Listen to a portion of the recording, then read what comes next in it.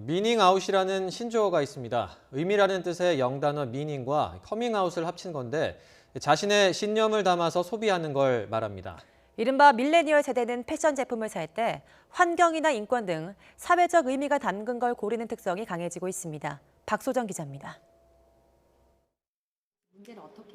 가지각색 예쁜 팔찌로 보이지만 자세히 보면 어린 물고기, 즉 치어의 길이를 재는 줄자이기도 합니다. 무분별한 낚시로 급감하는 어류를 보호하자는 뜻에서 만든 이색 팔찌인데 2만 개가 금세 동났습니다.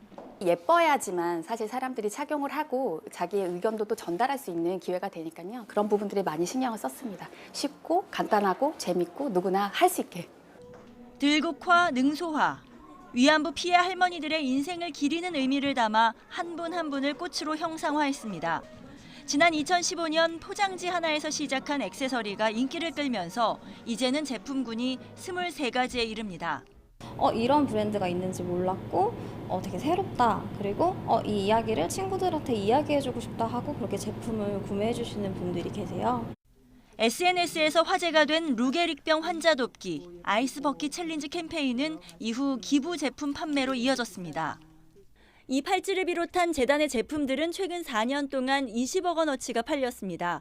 고객은 주로 10대에서 20, 30대까지 SNS에 익숙한 젊은 층입니다. 디자인이 세련되면서 사회적 의미도 담긴 제품들은 값이 조금 비싸도 잘 팔립니다.